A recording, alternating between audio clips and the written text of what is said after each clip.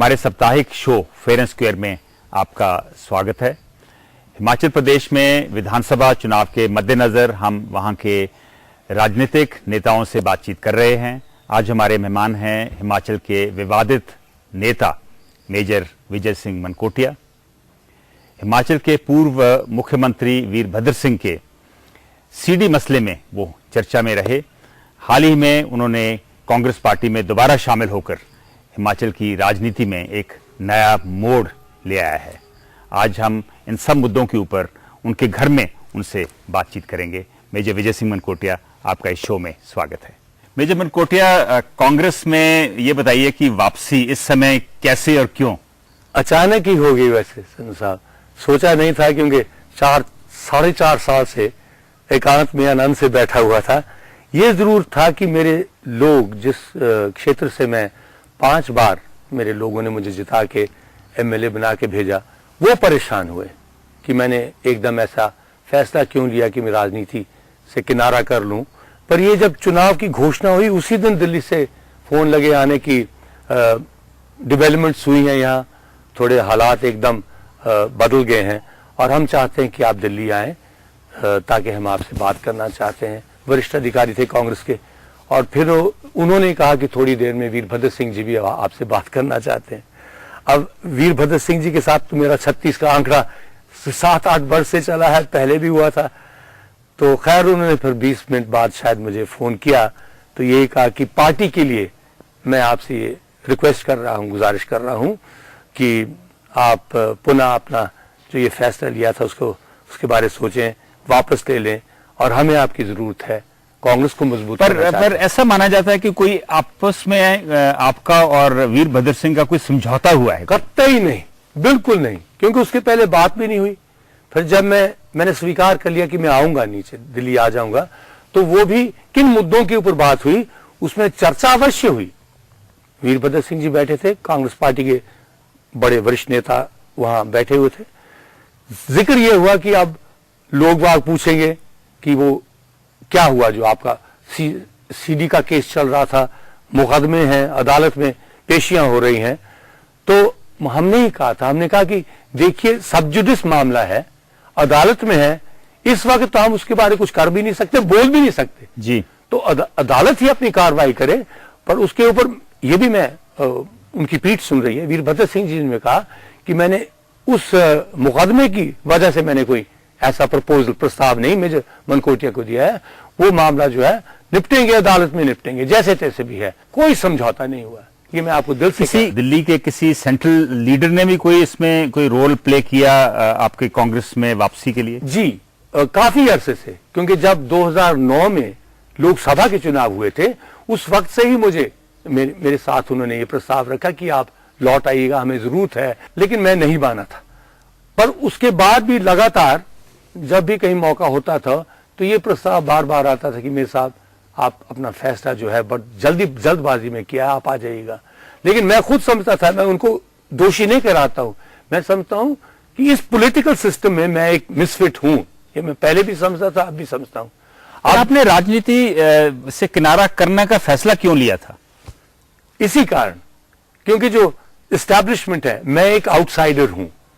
16 वर्ष आर्मी में लगाए मैंने, और जब मैं आया तब भी बड़ा विरोध हुआ। पहला चुनाव जब मैं लड़ा तब भी आजाद के रूप में लड़ा और जीता। मुझे लगता है कि एस्टैब्लिशमेंट जो है बड़ी पावरफुल है ये, और इन्होंने मुझे सदा उसी नजर से देखा, निगाह से देखा कि मैं बाहर का हूं, आई एम एन आउटसाइडर। पर जितने वर्ष आपने आर्मी में लगाए, उससे ज्यादा तो अब राजनीति में आपने लगाए हैं, तो आप आउटसाइडर कैसे हो गए? एस्टैब्लिशमेंट जो जिनके कंट्रोल में राजनीति रहती है, जिनके ग्रिप में सिस्टम आ गया है, राजनीति सिस्टम, दैट इज, उसी वजह से मैं समझता हूं कि पतन भी हुआ है राजनीति का। उसमें मैं समझता हूं कि शायद मैं वाकई ही इस काबिल नहीं हूं कि कॉम्प्रोमाइज नहीं करता हूं मैं, मुझे प्रॉब्लम यही है।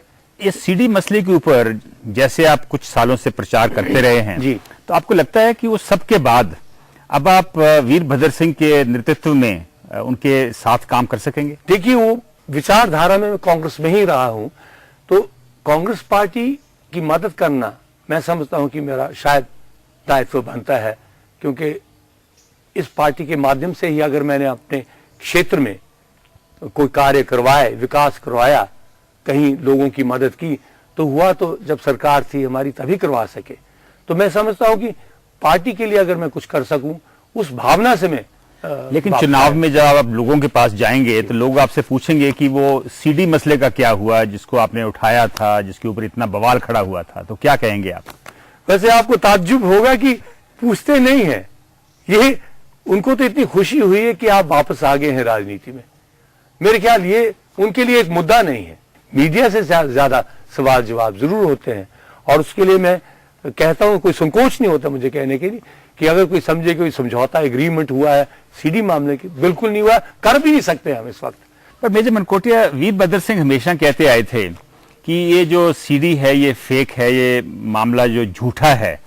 तो आपको अब लग रहा है कि वाकई ये मामला जो झूठा था और ये सीडी फेक थी? इस मामले का जो डिबेट था, चर्चा थी, वो तो फोरेंसिक लेबोरेटरी ने पुष्टि करके वो मामला खत्म कर दिया जब उन्होंने उनकी आवाज की पुष्टि कर दी कि इन्हीं की आवाज है। अब मैं कहूं कि नहीं ये फेक है, फेक तो है नहीं। जिसने दी थी, स्टिंग ऑपरेशन हुआ किसी जमाने में जी, स्टिंग ऑपरेशन हुआ, तो स्टिंग ऑपरेशन में ही सारी ये बातें रिकॉर्ड की गई। लेकिन क्योंकि ये जो मसला है, सीडी का मसला है, ये कोर्ट में है, तो कोर्ट में अगर आपको जाना पड़े तो आप इस इशू के ऊपर किनारा करेंगे या अपने स्टैंड के ऊपर टिके रहेंगे? नहीं, जो तो रिकॉर्ड हो चुका है उसके ऊपर अब मैं कैसे स्टैंड चेंज कर सकता हूं? जो रिकॉर्ड हो चुकी हैं स्टेटमेंट्स वगैरह, उसमें तो उसके ऊपर ही अटल रहना पड़ेगा। मुझे नहीं लगता है कि उसमें किसी रूप से भी हम हस्तक्षेप कर सकते हैं। तो जैसा है वैसा ही रहेगा इस वक्त तक। एक बड़ी पुरानी कहावत है कि politics makes strange bedfellows. So ऐसे लगता है कि आपने वीरभद्र सिंह के साथ हाथ मिला के उनकी पार्टी में दोबारा कूद कर इस कहावत को सच कर दिया है। वैसे जो आप फरमा रहे हैं वो है तो सच। वाकई ही खुद मैं हैरान हो गया हूं कि एकदम से क्या हुआ। पर मैं समझता हूं कि अगर इस इलाके का पिछड़ापन देखते हैं, जो मेरा क्षेत्र है जी, इसका पिछड़ापन देखते हैं, तो मैं समझता हूं कि किसी रूप में भी अगर मैं इस इलाके की डेवलपमेंट के लिए, तरक्की के लिए, विकास के लिए, रोजगार के लिए, अर्थव्यवस्था जो हमारी बिल्कुल बिगड़ी है, बड़े कमजोर है हम आर्थिक रूप से, हम इस इलाके के निचले क्षेत्र के बहुत कमजोर लोग हैं। मैं समझता हूं कि शायद ये मेरे लिए एक माध्यम फिर से मिल गया है। लेकिन आपके वीरभद्र सिंह के साथ डिफरेंसेस पैदा कैसे हुए थे? आप उनके साथ मिनिस्टर थे, फिर शायद आपको 2004 में जब टूरिज्म मिनिस्टर के पद से हटाया गया, जब वो छोटी कर रहे थे अपनी मिनिस्ट्री, तो तब से शायद ये आपके डिफरेंसेस की शुरुआत हुई। जी, डाउन साइजिंग हुई थी उस वक्त नहीं साहब कैबिनेट की। तो परफॉर्मेंस देख के मेरे पर कोई किसी ने उंगली नहीं उठाई थी कि ये दागी कोई नेता है, राजनीतिज्ञ है, मंत्री है। वो देख के मुझे अचंभा जरूर हुआ, बहुत हैरत हुई मुझे कि निकाल दिया मुझे। उसका कारण क्या होगा? मुझे लगता है, मैं जो महसूस करता हूं कि चंद लोगों ने उनको इन्हीं बातों से बार बार कहकर उनके कानों में कि मेजर विजय सिंह मनकोटिया उससे जरा आप बच के रहिएगा। तो आप पीछे वाली बात को भूल कर एक आप नई शुरुआत करने जा रहे हैं वीरभद्र सिंह के साथ। ये जो बदले हुए समीकरण हैं, इसमें मैं समझता हूं कि जैसे उन्होंने जब पहली बार मुझे वहां दिल्ली से फोन किया, तो इतना जरूर मैंने महसूस किया कि चलो उन्होंने एक बड़ापन दिखाया खुद पहल करके कि मैं जो कुछ भी पीछे हुआ है उसको भुला दें और पार्टी के हित के लिए करें। तो मैंने समझा कि उसी भांति अगर उन्होंने 2 कदम लिए हैं तो मैं भी 2 कदम लूं। अब इसका हशर क्या होगा भगवान जानता है, अभी नहीं जानता। अभी तो दिन रात इसी में लगे हैं कि किसी तरीके से कांग्रेस पार्टी को जिताएं, मिलजुल के जिताएं, पुनः सत्ता में आए। पिछले साल आपने कहा था कि आप दोनों कांग्रेस और बीजेपी के खिलाफ एक मास्टर चार्जशीट निकालेंगे। तो वो मास्टर चार्जशीट का क्या होगा? अब एक दूसरे के प्रति ये निकालते रहते थे। जब कांग्रेस सत्ता में हुआ करती थी तो बीजेपी इनके अगेंस्ट चार्जशीट निकालते थे, जब बीजेपी सत्ता में आती थी, कांग्रेस आती थी। मैंने समझा था कि मैं सारांश नचोड़ करके इन दोनों के बारे में एक मास्टर शीट निकालूं। वो मास्टर शीट तैयार करके रखी है, ड्राफ्ट तो बन गया था मेरा, पर हालात एकदम से जो बदले हैं उसमें ठंडे बस्ते में थोड़ी देर के लिए मुझे डालना पड़ेगा। ठंडे बस्ते में थोड़ी देर के लिए या हमेशा के लिए?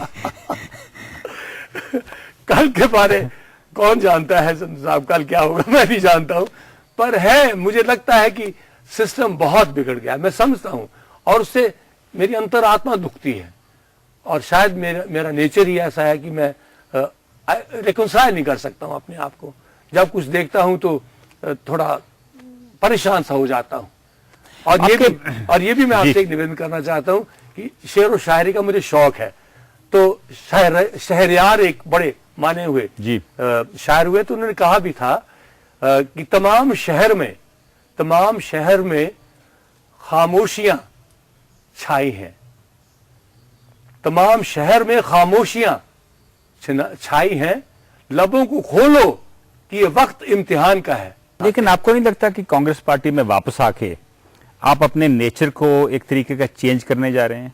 थोड़ा सा उसमें मात्रा जो है कम हो जाती है किसी सिस्टम में। वो मैं समझता था कि किसी सिस्टम में आके ऑर्गेनाइजेशन सिस्टम जो है वो किसी को वीक कर देती है। इन मामलों में हर बार जब मैं पहले भी बोलता था तो कहते थे डिसिप्लिनरी एक्शंस के ऊपर लो, तो वो जो आप डिसिप्लिनरी एक्शन लेते हैं वो मैं समझता हूं कि सरासर गलत है। उस डिसिप्लिन में आप कैसे आ सकते हैं जब आप अपनी जनता की आवाज उठा रहे हैं? जब आप कांग्रेस पार्टी में वापस आए और आपको नॉमिनेशन हुई शाहपुर सीट से, तो पार्टी के बीच में एक तरीके की बगावत हुई। केवल सिंह पठानिया ने आपकी अपोजिशन की, 2 दिन पहले भी उन्होंने, जब वीरभद्र सिंह यहाँ आए थे तब भी अपोजिशन की। तो आपको नहीं लगता कि आपकी पोजीशन इससे वीक हो रही है एज अ कांग्रेस कैंडिडेट? लाजमी तौर पर जो व्यक्ति 4-5 साल से लगा था और उम्मीदवार बना हुआ था कि कांग्रेस का प्रत्याशी शायद मैं होऊंगा, और श्री वीरभद्र सिंह जी के वो बड़े करीब थे जी, तो चोट तो पहुंची होगी, ठेस तो पहुंची होगी। पर मैं ये भी समझता हूं कि एक जो नियम कांग्रेस पार्टी ने बनाए थे कि जिन कैंडिडेट्स जो पिछली दफा चुनाव लड़े थे, जिनकी जमानत जब्त हो गई थी, उनको दोबारा टिकट नहीं दिया जाएगा। उस कैटेगरी में आते थे। वीरभद्र सिंह जी ने भी 2-3 बार बयान दे दिए थे कि मैं उनकी मदद नहीं कर सकता हूं जिनकी जमानत जब्त हो चुकी है।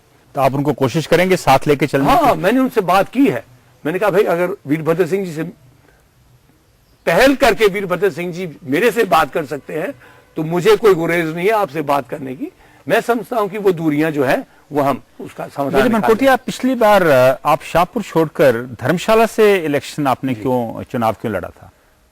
वो ये कि जब बीएसपी में मैं गया था, सुश्री मायावती जी ने उस वक्त ये कहा कि आप हमारे पास अकेले हिमाचल के लीडर हैं, तो कैंपेन करने के लिए आप ही हमारे पास हैं, 68 सीटों के ऊपर लड़ेंगे। हालांकि मैंने कहा था 68 सीटों के ऊपर ना लड़े, 30 पे लड़ें तो अच्छा रहेगा। उन्होंने कहा कि अपने चुनाव चिन्ह और अपना निशान सारी जगह पहुंचाने 68 की सीटों के ऊपर लड़ेंगे। तो उन्होंने कहा कि कैंपेन तो आपको ही संभालने पड़ेगी, बीच बीच में मैं आऊंगी और तो कोई यहां है नहीं संभालने वाला, तो आप मत लड़िएगा। तो हमने कहा नहीं लड़ेंगे। और जब बीजेपी ने बाद में धूमल जी की घोषणा कर दी कि अगर बीजेपी जीतती है, पहले तो शांता कुमार और धूमल जी का टकराव था, पर दिल्ली में जब उन्होंने फैसला करके घोषणा कर दी कि धूमल जी उनके मुख्यमंत्री पद के लिए प्रत्याशी होंगे और कांग्रेस के तो वीरभद्र सिंह थे, तो जब एक दौरे पे मायावती जी आए, उन्होंने कहा कि मैं समझती हूं कि हमें भी आपको चुनाव लड़ाना पड़ेगा, कि हमने कहा कि अगर बीएसपी मेजॉरिटी में आती है तो हम आपको मुख्यमंत्री बनाएंगे। इसलिए फिर वक्त थोड़ा था, धर्मशाला का कोई टिकट का फैसला नहीं किया था, तो हमने कहा कि ये पड़ोस की कॉन्स्टिट्यूंसी है, चलो मैं यहां से लड़ लेता हूं। तो इस इलाके के कौन से मुद्दे हैं जो आप उठा रहे हैं, जो लगता है कि उठाने की जरूरत है इस शाहपुर कांगड़ा एरिया के? ये कांगड़ा जिला हिमाचल प्रदेश के सबसे बड़ा जिला है। 15 विधायक चुने जाते हैं जी। इसके पहले 16 विधायक हुआ थे, आप तो जानते हैं जी। तो हमने कहा कि जो दर्जा कांगड़ा जिला का होना चाहिए वो दर्जा कांगड़ा का नहीं है, ना तो सरकार में भागीदारी का और ना ही जहां अर्थव्यवस्था की बात की जाती है। आपको इस वक्त भी ये सुन के ताज्जुब होगा, मैंने पीछे आरटीआई की थी कि जो 12 जिले हैं हिमाचल प्रदेश में, उनकी प्रति व्यक्ति आय, per capita income district wise हमें दीजिएगा। और कभी आप सोच सकते हैं कि सबसे बड़ा जिला हिमाचल प्रदेश का 12 जिलों में जी आज 10वें नंबर पे है। हमारी जो ट्रेडिशनल हमारे लिए रोजगार के साधन थे वो थी आर्मी, नेवी या एयरफोर्स जी। यहाँ से पुष्ट दर पुष्ट लोग जो थे इनमें सेना में जाते थे, सशस्त्र सेना में जाते थे। आज वहां भी दरवाजे बंद हो गए क्योंकि उन्होंने लिंक कर दिया आपका रिक्रूटमेंट पॉपुलेशन के साथ। तो हमारी पॉपुलेशन तो बहुत कम है, वो भी दरवाजे कम हो गए। नतीजा ये हुआ कि इस इलाके ने जिसने इतने बहादुर लोग भेजे हैं इस देश की रक्षा के लिए फौज में, ये इस इलाके के लोग में जिसको कहते हैं कि सूखा पड़ गया है नौकरियों का। 65 वर्ष में संधू साहब आप बताइएगा कि एक भी उद्योग, बड़ा उद्योग तो छोड़िएगा, लघु उद्योग नहीं लगा, मध्य वर्ग के उद्योग नहीं लगे। यहां अगर उद्योग है सो रोजगार और उद्योग, इन दो मुद्दों के ऊपर आप ज्यादा बहुत बड़ी लड़ाई होगी साहब इसके लिए, इसी के लिए हम आवाज उठाना चाहते हैं। लेकिन पीछे तो एक मूव थी कांगड़ा जिले को तोड़ने की, इसको छोटा करने की, इसको डिवाइड करने की, आप उसके हक में हैं?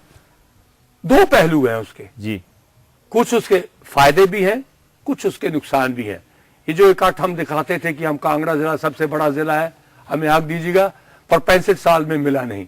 और हम खुद भी एक होके, ये शायद मुझे लगता है कि किसी ने अभिशाप दिया है कांगड़ा के लोगों को कि आप इकट्ठे मत होना, नहीं होते हैं। तो मैं समझता हूं कि शायद अगर नए जिले बना भी दिए जाएं तो एक तो प्रगति जो है, विकास जो है, उसकी गति जो है तीव्र हो जाएगी, डेवलपमेंट होगी और रोजगार का भी साधन बढ़ जाता है, रोजगार भी कई मिल जाते हैं। सेंट्रल फंडिंग, स्टेट फंडिंग जो है बहुत ज्यादा, उसमें ज्यादा दफ्तर खुल जाते हैं, कार्यालय खुल जाते हैं। तो मैं समझता हूं कुछ फायदे भी हैं। यहां हम लेंगे एक छोटा सा ब्रेक के बाद हम हिमाचल के विवादित नेता मेजर विजय सिंह मनकोटिया से इसी तरीके से बातचीत जारी रखेंगे। ब्रेक के बाद आपका इस शो में फिर स्वागत है। हम अपनी बातचीत मेजर मनकोटिया से आगे बढ़ाते हैं। मेजर साहब, आपने प्रेम कुमार धूमल को भी और वीरभद्र सिंह को भी मुख्यमंत्री देखा है, आपको क्या लगता है कि दोनों में से स्टेट के लिए कौन अच्छे मुख्यमंत्री साबित हुए हैं? पारी जो रही है, पारी इनिंग्स जी, वो श्री वीरभद्र सिंह जी बहुत लंबी रही है।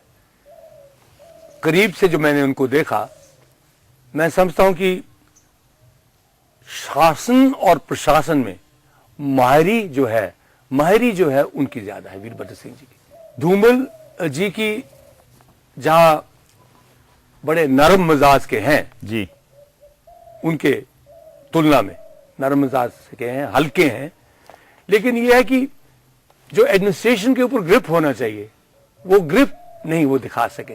पिछले चुनाव में आप बीएसपी के प्रधान थे जी। बीएसपी शायद सिर्फ एक सीट जीत सकी थी, लेकिन कई सीटों पे उन्होंने कांग्रेस का नुकसान किया था। तो आपको क्या लगता है कि बीएसपी इस टाइम कांग्रेस का कितनी सीटों पर नुकसान कर सकती है? थोड़ी जान जो थी, मैंने उस वक्त बगावत की बड़ी जान फूंक दी थी लोगों में, बहुत जान फूंक दी थी और आक्रोश भी था, इनकलाबी एक नारा मैंने दे दी था। मैं समझता हूं कि उस वजह से वो वोट हमने खींच लिया। वो ट्रेडिशनल वोट बीएसपी का नहीं है।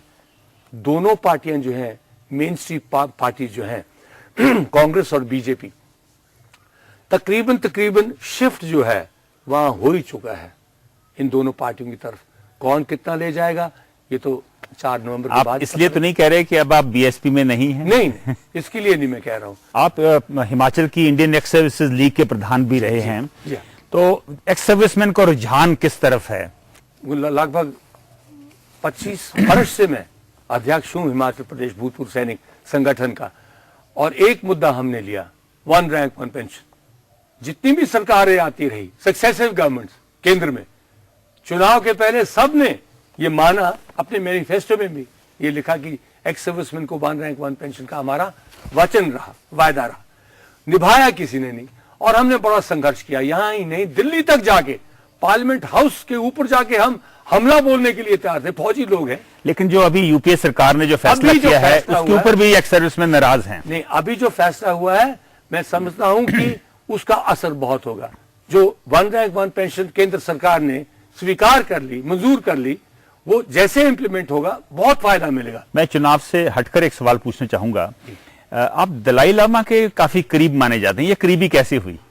वो यहाँ आए हैं 1960 में जी, तो धर्मशाला में जब उन्होंने अपना निवास चुना तो हमारा भी एक घर वहाँ धर्मशाला में बड़ा नज़दीक था, तो हम उनके पास आना जाने लगे। फिर मैं आर्मी में चल के जब कमीशन हो गया तो 62 की लड़ाई में चाइना के विरुद्ध एक्शन में मैं जी ऑपरेशन में था। उस दौरान उस क्षेत्र में युद्ध विराम के बाद जगह जगह बॉर्डर के ऊपर, तिब्बत के बॉर्डर के ऊपर लड़ाई वहां हम लड़ रहे थे।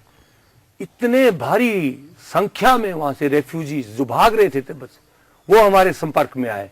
और जब छुट्टियां खुली, जब मैं आया तो मैंने चाहा कि मैं उनके साथ बैठ के उनको बताऊं क्या क्या मैं देख के आया हूं, लड़ाई के बारे भी और जो उनके वहां से रेफ्यूजीज जो भागे हैं उनके बारे भी। तो वो जब मैंने बात की, यहाँ बैठ के बताया, तो दलाई लामा तो होना ही था, उन्होंने भावुक तो होना ही था। लेकिन कहा कि आपकी छुट्टी कब खत्म होगी? तो छुट्टी जब खत्म होगी तो उन्होंने कहा कि मेरी तरफ से उनको कहना, जहां जहां आपको ये कैंप्स मिलते हैं उनको कहना कि आप यहां से हैं जहां मैं रहता हूं, और उनको मेरी आशीर्वाद देना और कहना कि हिम्मत मत हारना, आपने सब ठीक हो जाएगा, भगवान ठीक करेगा, हिम्मत मत हारना।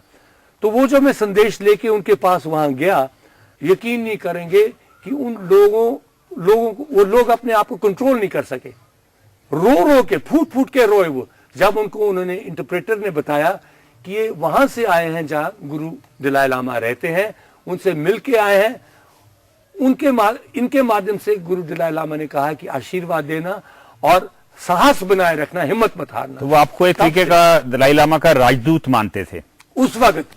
जैसे कोई भगदड़ मस्ती है, जब उन्होंने ये बताया, उठ के उनकी महिलाएं, बच्चे, बूढ़े लोग जितने भी थे आके मेरे कपड़ों को छुए, मुझे छुए, ये गुरु दलाई लामा के साथ बैठे हैं, शायद हमें इसी बहाने उनका आशीर्वाद गुरु दलाई लामा का मिल जाए। तो तब से मैं खुद भी उनका भक्त हूं, दलाई लामा का। उनकी जो विचारधारा है, उनका जो मैं समझता हूं एक व्यक्तित्व जो इतना बड़ा है कि शायद वो इस दुनिया में इस वक्त शांति के दूत के रूप में उनका कोई मुकाबला कर ही नहीं सकता है। आपने फौज की बात की, क्या आप फौजी बैकग्राउंड से हैं? आप बिशप कॉटन स्कूल शिमला में पढ़ के आपने फौज ज्वाइन करने का फैसला कैसे लिया? हमारे परदादा फौज में हुआ करते थे, दादा नहीं रहे, वो नहीं फौज में थे, पिताजी नहीं रहे, चाचा मेरे एक फौज में गए, पर मुझे शौक था। और शायद वो शौक ही एक वजह बन गई कि जब मैं इंडियन मिलिट्री एकेडमी देहरादून से पास आउट हुआ तो दोनों चीजें मैंने हासिल की, सोर्ड ऑफ ऑनर भी और गोल्ड मेडल भी। सारा समय अपना पढ़ाई में, ट्रेनिंग में और खेलों में। तो फिर आपने बाद में फिर फौज छोड़ क्यों दी? उसका कारण ये था कि थोड़ा सा स्टैग्नेशन आ गया। लेकिन राजनीति में आने का कैसे सोचा आपने? मेरा जब दिल्ली में मेरी पोस्टिंग थी बीच में, तो थोड़ा सा परिचय हमारा संजय गांधी जी से हो गया, जी, मेनका जी से हो गया, फिर इंदिरा गांधी जी से हो गया, बाद में राजीव जी से हो गया। तो बहस हो जाती थी कभी कभी, मैं सिस्टम में तो था नहीं, तो आलोचना मैं ज्यादा करता था। तो एक दिन इंदिरा जी ने बैठे बैठे कह दिया, बाहर से आलोचना करना पड़ेगा, आसान होती है, कभी बीच में आके देखो, हिम्मत करो बीच में आके। तो वो भी मैंने चुनौती समझ के चुनौती मान ली और आ गया मैं राजनीति में। मैंने कहा लड़ूंगा, पर किसी पार्टी ने मुझे टिकट नहीं दिया। पहला इलेक्शन में शाहपुर से आजाद ही लड़ा, आजाद ही जीता। विजय सिंह जी, आप कई पार्टियों में रहे, आपने कांग्रेस पहले ज्वाइन की, फिर आप जनता दल में रहे, बीएसपी में रहे, वापस कांग्रेस में आ गए हैं। तो आपके विरोधी कहते हैं कि विजय सिंह मनकोटिया तो दल बदलू हैं। अगर तो आपने जो सिद्धांतों के ऊपर चलना है और ईमानदारी से आवाज उठानी है उन लोगों की जिन्होंने आपको चुन के प्रतिनिधि भेजा है, तो उसमें मैं समझता हूं कई बार पार्टियां जो हैं उनमें इतनी क्षमता नहीं है कि वो आलोचना जो है वो बर्दाश्त कर सकें। तो जब भी मैं कोई ऐसी बात कर देता था विधानसभा के अंदर या बाहर, पार्टी के दायरे में होने के बाद जी, उस चीज को वो फिर बर्दाश्त करने के लिए तैयार नहीं थे। और वो कहते कि जी तो ये विपक्ष की तो जरूरत ही नहीं, पार्टी के अंदर ही ये हमें ज्यादा डैमेज करता है। और मेरे बरखिलाफ वो एक्शन ले लेते थे और कहते थे कि जिसको पार्टी से बाहर कर दो। पार्टी से बाहर हो जाते थे तो हम फिर लोगों के बीच चले जाते थे, लोग फिर हमें। लेकिन आपको क्या लगता है कि आइडियोलॉजिकली इन सब पार्टीज में से कांग्रेस कैसे डिफरेंट है? कांग्रेस का इतिहास जो है, अगर किसी ने उसका अध्ययन किया हो, अब मुश्किल तो ये है कि कोई इतिहास को नहीं देखता है, तारीख को नहीं देखता है, हिस्ट्री को नहीं देखता है, और जो 100 वर्ष के ऊपर से जो इतिहास है वो तो उन लोगों का इतिहास है जिन्होंने बलिदान दिए। अगर हम आज कांग्रेस में अगर कहीं जाके देखते हैं कि गिरावट क्या आ गई, यही आ गई कि मौका प्रस्त लोग आगे, वो लोग आगे जो समझते हैं कि कोई ऐसा प्रोफेशन, कोई ऐसा व्यवसाय इस देश में नहीं है जो 5 साल में एक साधारण व्यक्ति को करोड़पति बना दे, और जो उठता है वो देखता है कि इसी में चले जाएं। जो इसके बाहर है वो देखता है कि अगर किसी के साथ हमें कोई ठेका मिल जाए, हमें कोई फ्रेंचाइज मिल जाए, हमें कोई बेनिफिट एडवांटेज मिल जाए तो हम लखपति करोड़पति। आपको नहीं लगता कि जो पार्टी थी, एक नैतिक पार्टी थी जिसका इतिहास था, वह भ्रष्टाचार के साथ लिपट है, वो पार्टी नहीं रही? उसमें बहुत बदलाव आ गया, गिरावट आ गई। और मैं यही बार बार पार्टी के अंदर भी कहता था, अब भी कह रहा हूं कि ये हमारे पर, ये मैं समझता हूं कि हमारा दायित्व बनता है, जिम्मेदारी बनती है। लेकिन इस नैतिक गिरावट के बावजूद आपको लगता है कि कांग्रेस हिमाचल में बीजेपी को हरा के सत्ता में आ सकेगी? मैं समझता हूं अच्छे लोग हैं, ऐसी बात नहीं है, अच्छे लोगों से जुड़ी हुई पार्टी है, लेकिन परिवर्तन तो जरूर करना पड़ेगा ना। अगर हम कहते हैं व्यवस्था परिवर्तन, जब हम जनता दल में थे तब भी ये नारा दिया था विश्वनाथ प्रताप, व्यवस्था परिवर्तन हो नहीं रही है जब तक हम री इन्वेंशन कांग्रेस पार्टी की नहीं करती है, ताकि जो पुरानी वैल्यूज थी उनको हम मोल्ड करके 21वीं सदी के लिए अब अपने आप को तैयार करें, तब तक कुछ ज्यादा फर्क बीजेपी और कांग्रेस में और अन्य पार्टियों में पड़ने वाला नहीं। फर्क पड़ना चाहिए। मनकोटिया जी, आपको एक बड़ा फायर ब्रांड लीडर माना जाता था, जोशीला लीडर माना जाता था, तो कैसा रिस्पांस मिल रहा है जब लोगों के पास आप दोबारा जा रहे हो? बहुत अच्छा, बहुत अच्छा। आगे तो मालिक के हाथ में है, लेकिन जो नई जनरेशन है, नई पीढ़ी है, मैं समझता हूं कि मैंने उनमें थोड़ी सी आग जो थी, जो बुझ रही थी, वो आग मैंने फिर से जगा दी है। जी, मेजर मनकोटिया, हमसे बात करने के लिए बहुत बहुत धन्यवाद। Thank you.